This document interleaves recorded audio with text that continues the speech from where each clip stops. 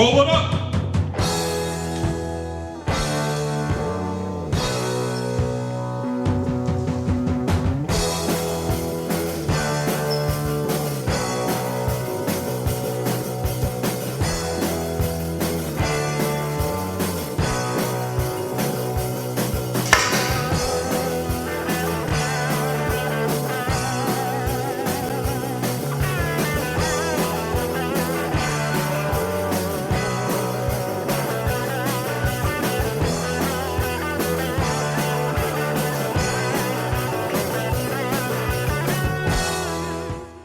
At first, I started off just selling weed. I used to be like the dro man, the kush, and the chronic. And one day, I had some people that wanted some ecstasy. And I had to connect for the E, but they didn't. So I went away and played middleman for them. So I got that. I went and picked up like a little sack, like 100 pills for my people. But I kept 10 for myself. So I never tried it, never sold it, never knew nothing about it. So I popped my first E pill with my homeboy. And it was like one of the most amazing feelings I ever experienced, you know? So it took me to a whole new level. So once I did that, I started thinking, you know what? I'm not gonna be paying for these drugs. So I gotta find a way where I could be able to get high without having to spend my own money out of my hustle. So I started selling the E too. So I started picking me up a little bit of E and moving it around my city and stuff. At the end of the day, I just felt like I didn't want to be the dude purchasing the drugs. I wanted to get high for free, okay? So after time passed, let's give it about 3-4 months, I got on a little bit of higher level, and I started selling boats. We call boats, that's 1,000 E pills. Back in the day, some people call them 2,000, but depending on where you're from, where you at. So I would start moving the boats of E, and I came across a couple of guys that couldn't afford it, but they wanted me to front it to them so they can move it out their way. They were out in the Riverside area. So I started dealing with these two dudes for a couple of weeks. And turns out they happened to have been selling their portion to some federal informants. So even though I never dealt with the informants directly, I was dealing with these two, so they're the link to us. After about 3 months of doing business with them, they get under investigation, which brings me onto an investigation. So the day that I actually do get arrested for dealing with these clowns, I was at my house, just sitting up in my crib. And it's a crazy ass story because I always thought, like, when I grew up, they told me that, you know, don't talk on the phone, don't leave no traces, cover your tracks, don't have dope on you, things like that, and you'll be successful in the dope game. So I followed these rules diligently. You know, I was made sure to never talk on the phone or anything like that. So I'm clean in my mind. I'm unaware of this law they call the conspiracy though, so at the end of the day, I'm still in their grasp. So when they go get this guy, you know, dude that ratted on me, you know, he tells them where I stay at. He tells them where my condo is, which was out in Pomona at this time. They pick him up somewhere out in Riverside. So that same night, that's the night of the 21st, they come straight to my house after they arrest him. And they come, I used to have surveillance around my condo. So I used to have a camera at the front gate so I could see anybody that's coming in and out. So I see the DEA walking up. And you know, I'm a little paranoid. I know what I do. I know the lifestyle I live. So I'm like, shit, I'm on the phone with this chick. I never forget, Claudia. I'm like, hey, babe, I think the cops is here for me. Let me call you right back. Hang up. As they come to my door. They're knocking on my screen door. I used to keep a personal stash of ecstasy in my icebreakers case, just for myself. So I got that there, and got a little coke there for a couple chicks that mess with that. I had to get rid of that little my personal stuff, because you know, I don't know why they're here, but I know they're probably here for me. I go down, I let them in, but I'm so cocky and arrogant because I feel like I haven't done shit and I don't have shit in my house. So I let the DEA upstairs, I'm like, what y'all want? Ain't no dope up here. And you know, I'll never forget this, you know, when they told me like, we didn't come here for no drugs. We came here for you. So I was like, what the hell did I do? I don't know none of y'all. I ain't never sold to no cops. Everybody I sell to, I know personally. I know their family, I know their children, you know? And when they told me that, it was shocking because that night, I still didn't believe them. The whole day, me and the DEA agents was busting jokes at each other. Like, y'all ain't gonna get me, I ain't got shit. And they're saying we don't need shit. There's this law called the conspiracy. And with that, we just need reasonable, not even no reasonable doubt, we just need a couple witnesses or whatever, irrelevant evidence they call it. So at that point, I got arrested, they took me down, and I still wasn't believing what happened to me in my life. You know, I called my family, and I let them know, you know, to clean up my house and make sure there's no loose ends, you know, tie them all up. And they put me in the same cell with the dude that ratted on me, right? The same cell this very night. Now, I don't know he snitched on me already, but I'm thinking like, why am I here? He gets to telling his story. So I'm like, well, they can't link me to shit without you, so what's the big deal? What's the problem? We sit there for a few hours together, and he tells me, you know, all right, I'm gonna tell him you don't have nothing to do with it, and I'm gonna go ahead and tell him it was all me, and you're innocent and all this bullshit. So he tried to sell me a dream, and he got away with it. I bought the dream for that night, and we separated. And I never forget that me and him was cool. I got cool with his moms, his baby moms, his children. I looked out for his whole family, because he ain't had shit, you know, and I took care of dude, you know. And a few months while I'm sitting in the county, I'm in San Bernardino County Jail at this time. That's where they had a federal holdover back then. And his mom stops picking up my calls. His baby mom stops talking to me. My lawyer comes down and says, well, I want to take you to trial, but your buddies are going to testify against you. And I'm like, nah, it can't be. Did you get the affidavit signed that I was innocent and all this? He's like, nah, they won't sign it no more, man. And they got separatees on you. What separatees are, that means that we can't be in the same institution, the same prisons. So it was kind of crazy, because these dudes I was real cool with, and I really had their back. It was two brothers. I just explained one to you because the other one played a small part in it, but he was the one that introduced us, you know? And I never forget that day, because I never thought they could put me in prison, let alone for a lengthy sentence that I got. And it wasn't real to me. You know, I kept saying it's my first offense. I didn't have no traffic tickets, no type of violations, never been on probation, nothing like that. And real quick, the reason why I took a plea agreement was because I had my bunkie, he was out of New York, a real good dude. I can say his name, right? His name Chris White. And Chris came down, he was my cellie. And he had caught his case when he was 21. And when I met Chris, he was 37, you know, 16 years later. And he was like, man, I was just like you. I was small like you when I came in. I was this, I was that. And my first offense, they gave me 25 years. Like, and I didn't think they could do that. But so you be careful, because at this time I was looking at 31 years. That's what they wanted to give me. And I was like, man, hearing his stories and seeing the path that he took and him showing me his scars and all his bruises, I saw like that could be me. And he had a 16-year-old son that he never got to hold. And shit like that started weighing on my heart, and I didn't want to be that man. I didn't want to have his story. So that's the only reason why I didn't go to the trial, and I took the plea for 130 months. But I wanted to go to trial just out of spite and make them dudes get on the stand. I wanted to make them get on the stand and point at me. You know what I'm saying? I didn't want them to have no type of excuse or any way to get away with what they did. I want the whole world to see them get up there. And that shit well deep in my heart, man. In the beginning of the prison process, it's stages.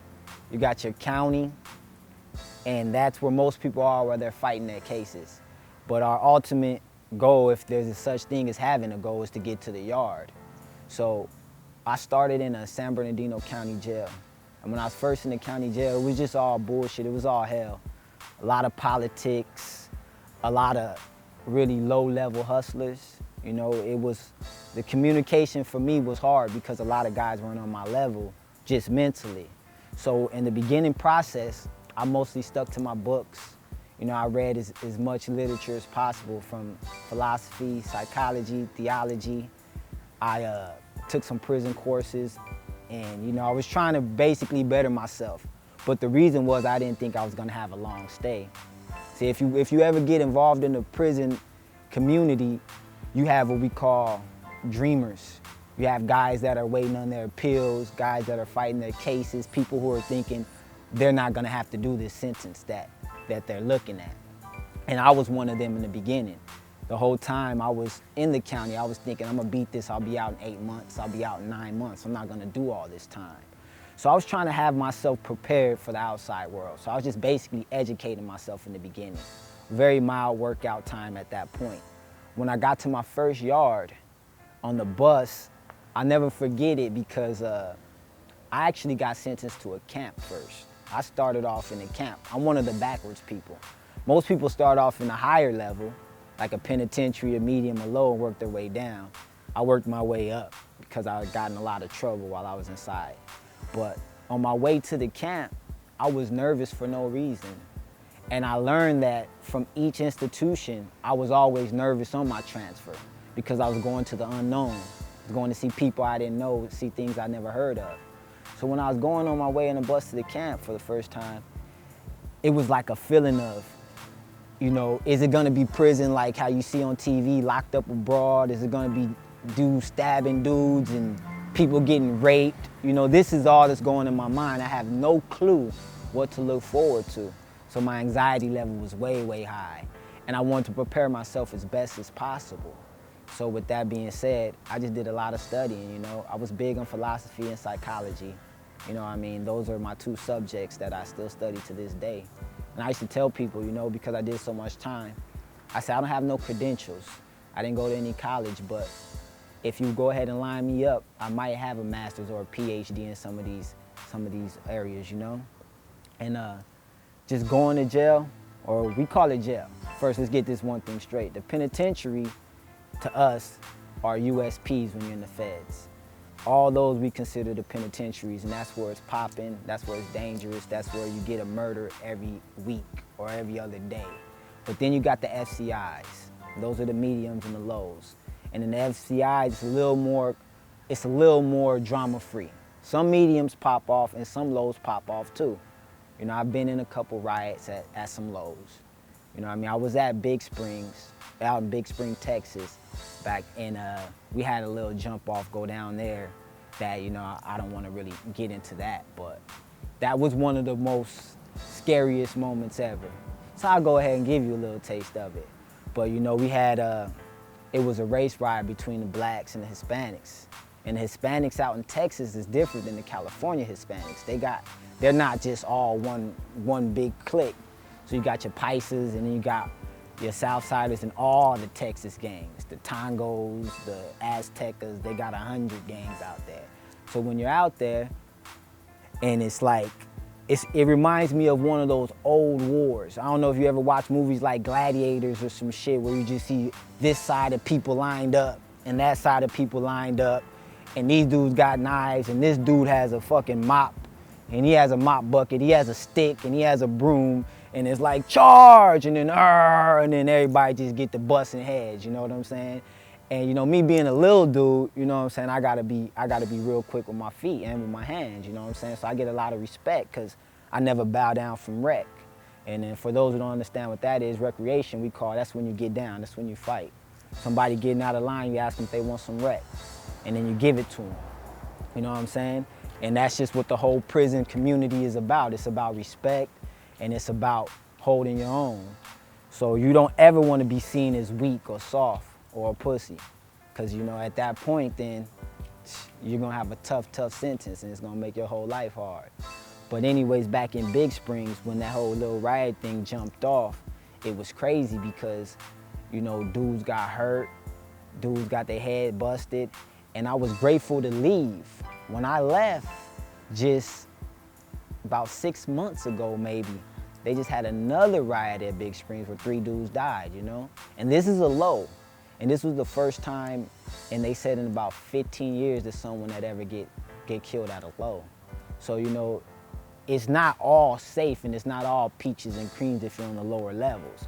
But just to give people an understanding, the prison levels do distinguish between danger. You know, those aren't as dangerous as a penitentiary. But in our minds, if you don't know, you got that same fear. You know, you got that same discomfort because you're going into that area that you don't really quite understand. So going from spot to spot, it always builds up a sense of anxiety within me as a person. And most people say the same thing though, you know, most people say they give you that same feedback. Going on, I got in trouble when I was at Taft. And it wasn't real trouble, but I had a poker game and I had a ticket, because like I told you guys, I was always about money. So I was a gambling man. And most of the COs were cool with it. It's funny, but the COs would come and they shake my shit up and say, Laws, this ain't Vegas, man. Do something with these chips. You know, when we come, clear your chips out or whatever. And I'd be like, okay, cool. COs was all right with me. But we have what we call them the inmate PD. And the inmate PD are little inmates that want to be snitches and they just want to be good. They had a change of heart or something.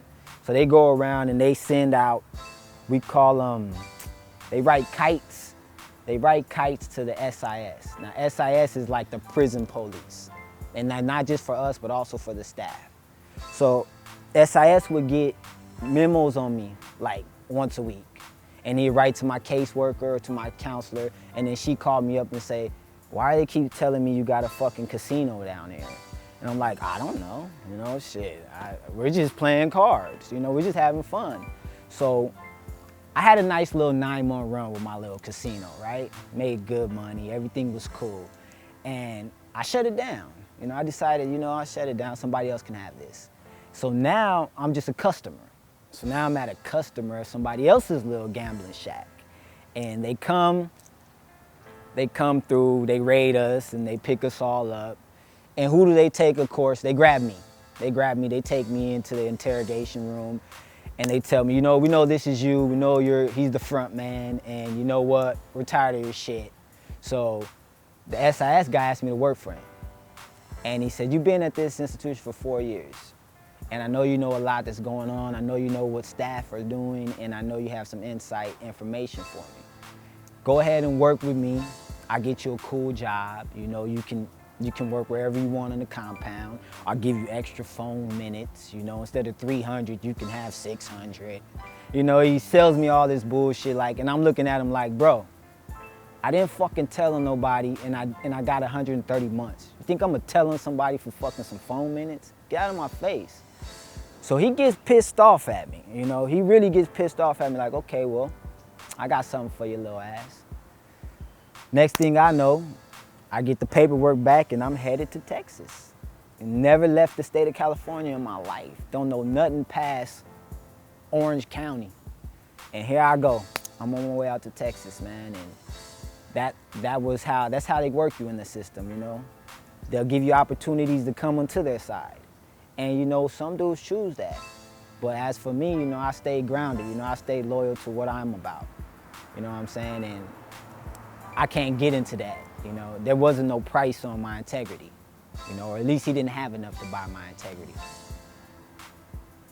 You know, when I was preparing for my return to society, it was hard on me because I developed some skills in poker. So, you know, I got a new dream. I want to be a professional poker player now. So, and I believe in myself, and I've been doing great for the last 7, 8 years. So, you know, I saved up some money, and I was like, man, this money's gonna be like my ticket. It's gonna get me to the top. I'm gonna go to the casino, and I'm gonna just bust all their fucking heads, and I'm gonna be great. So at the end of my sentence, you know, once I had my money up, I stopped drinking, I stopped smoking, I stopped gambling, I stopped everything because I couldn't risk getting a shot and losing some more good time or losing, you know, some of my halfway house, even though I did. I didn't really hit you guys with, but while I was down there, I got 2 fighting shots, an assault shot, multiple gambling shots. And what shots are, they're like little citations you get for breaking the rules. And they you know, take good time from you. They lock you up in the shoe, or you lose other privileges when you get shots. So I was like, no more shots for me. It's time to just go straight and lace. So I started reading a lot of self-help books, you know what I mean? I read Outliers, The Tipping Point, Blink, you know, books that was just getting me right and focusing me on society and the way to come out here and not have to pick up a sack. Because most people, you know, the recidivism rate is so high because we come here without a plan. Like when you step out to the streets and you don't got shit to do, you get tempted easily, you know? And even me coming out with nothing, every day I have to fight the temptation to keep myself on the straight and narrow path. So when I was locked up, nice little rocket coming by, it's all right. When I was locked up, you know, I had to focus myself because no matter what people say, you become institutionalized to a certain extent because you have to live in an institution. You can't work the way you work in the real world inside a prison. Just period, point blank. You'll get ate up. So now I'm trying to retract my mind back to how people out here are. People in the real world, being social, being able to take orders, having a boss. You know, in jail, somebody gets out of line, it's cool to hit them in the mouth. But I can't just hit dudes on the street in the mouth out here. I gotta really be patient with people, and you know, you don't wanna get in no trouble. So on my way out, you know, mostly I started doing my workouts, playing a lot of basketball. I used to beat my body into submission because that's the way I was able to sleep good at night. I'll go work for odd number of hours, 2-3 hours, and come back in, and I'll go ahead and take my shower and I'll be knocked out. Most people in prisons have to work. Pretty much everybody has to work. But as you know in life, there's always a way around shit. I didn't want to work, especially for 15 cents an hour. So I just get shit, what is it called? I don't even know what the dudes are called, man, but there's a little guy that was like a clerk. I just give him like 10 bucks a month, and he just says I work, and I never go to work. You know, that's how I did my time, most of my time, because I didn't want to work in nobody's kitchen, and your paycheck is like 30 bucks, and you worked all month, and you slaved, modern day slave labor too, don't get it. So coming home, I had to focus hard because you lose a lot of friends. You know, you lose a lot of people that are close to you, and everything is so different, and not just looking at the small things like technology, but you as yourself. I matured from a 20-year-old young man to a 31-year-old man, all behind the gates. You know, so the way I view life is different. And when I first get out, you know, as I look around, I was expecting to be able to hit the ground with my feet running. You know, I had excess confidence, thinking it was gonna be nothing, it was gonna be simple. And I got hit with a rude awakening, because it's been tough on me. You know, it's been tough trying to get the job. It's been tough trying to get back connected with successful individuals that can put you in places for you to become successful. And, you know, just starting from scratch is real serious. You have to really experience it to feel it. Because in theory, it sounds like, oh, if you just work hard, if you just get your shit together, you'll be all right. But that theory's not working for us right now. It's not working for me right now. You know, that theory doesn't put money in the pocket. You know, the theory doesn't put food on the table. We got this halfway house that they put me in, and because I'm in there, that's actually helpful. I gotta give them that. I don't really like giving the government too much credit, but that halfway house, it is actually helpful. You know, they feed you, they keep the roof over your head, and they allow you to go out and search for work. So every day, you know, I got an opportunity to go look for work. It's no guarantee that I find it, but at least the opportunity exists, you know? And without that, if they'd have just dropped me off in the middle of the street, you know, I'd probably be with family or friends, but who knows how far I can get there, you know? This opportunity wouldn't have presented itself. So, you know, I do appreciate that. The first thing I did when I got out, I'm not even gonna attempt to lie, I was on a straight pussy mission. I've been on a pussy mission since the last 5 years in jail. And just to be frank with you, you know, it was, I met a girl on the bus ride, right, on my way here, and we were cool. We had a nice little passionate bus ride because you know, she was into me and she was alright, so I was cold and she kept me warm and shit like that. And we had a nice little bus ride, but that's not the girl that I actually had sex with. That's the girl that I kind of started a relationship with. And when I got out, every single day, I was going through my phone, I was looking for some female that I can go hook up with. And that shit was a lot harder than I anticipated, man. It took me like 3 weeks. But when you say the first thing I did, I mean, that was where my focus was on. It was like, man, I need to just get some. You know, that I just wanted to get some so bad. in actuality, the first thing I actually did do, I went up to Sizzlers and I got me a steak and shrimp. You know what I mean? I got me some steak and some shrimp. Like the second day I was out, I went by myself and ate. But that wasn't my mission. That was just like a secondary, fuck it, I ain't gonna get no pussy today, so I'll go eat some steak and shrimp, you know? But other than that, you know, I thought the drinking would be cool. But my first drink, it was alright. It was good. I got faded really good. But now it's like a month later, it's like the drinks don't even take their toll on me no more. It's like whatever. And you know, everything though, what I will give you guys is all the little things that don't matter, that we take for granted, all that shit starts to mean something to you, you know? It's like a big deal, you know? Once you get to back in the flow, sitting in the car, eating, drinking, smoking, whatever it is you do, it gets you back in a nice little flow, man. So, I mean, I just had to be real with you guys on what I wanted to do when I first got out compared to the first thing I actually did get done, you know? Because that's what, and my family was a big one too. I had been in Texas for 4 years, so I hadn't spent time with my family. So when I got back, I made it like priority to see them the first week back, you know? And my mom came down, my dad, my little nephews, and we kicked it, we ate, and we had a nice little outing too. So, you know, that was something I did miss too, you know? I love my family, they support me good, so they're always right here too. What I say to people out here, whether fresh out or never been in, going through this federal system, it didn't give me a change of heart. I don't look at people who sell drugs and I don't judge them, or I don't think that they're destroying the world or anything like that. But what I do understand now is there is a problem with getting high. I do understand that through the studies that I've done. And I see why they try to stretch us out and lock us up so long. Because it's like, in one way or another, people in this country are getting high daily. You know, each has their own drug, but everybody's out there getting high. And they have these laws wrapped up in a way where they can put you away for forever.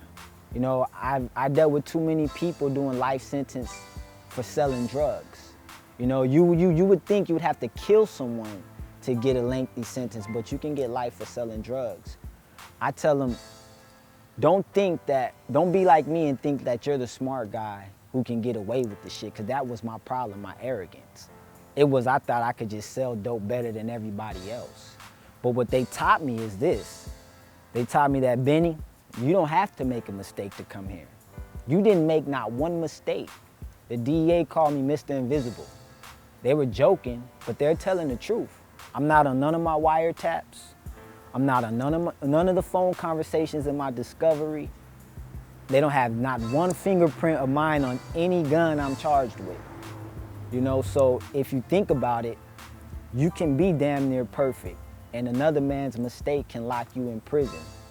So if you've never been, I tell you to just stay up out the way, because it's not up to you no more. Don't think it's up to you, because it's not up to you. And for those that are coming out who are having second thoughts or already breaking weak and willing to give up, I just say, look at it like this, man. Look at me right now. You can't do this shit behind that fence. I can go walk right now and get whatever I want. I can do whatever I want for this small period of time. And there's some things that are way more precious to me that I can't give up again. I can't give up my family again. I damn sure can't give up no pussy again. You know what I'm saying? And if you think about it, I don't have no more time to get these people. You know, I'm lucky I got out at 30. I'm 31 right now, and I got a chance to do something better with my future. So any type of mistake I make, they'll stretch me out. Next time you see me, I'll be 50-something. So it's really not worth it. And for those of you that are considering going back into the game, I say good luck to you, man, but I guarantee you don't make it. The only people that make it are people that ain't doing nothing. If you're doing something worth watching, they watching you. And if they want you, they'll get you. They've taken down the best of them. And I'm just a small piece, but they've knocked down guys way greater men than me. So I just say to you, man, God bless you. Benny Laws, fresh out, life after the penitentiary.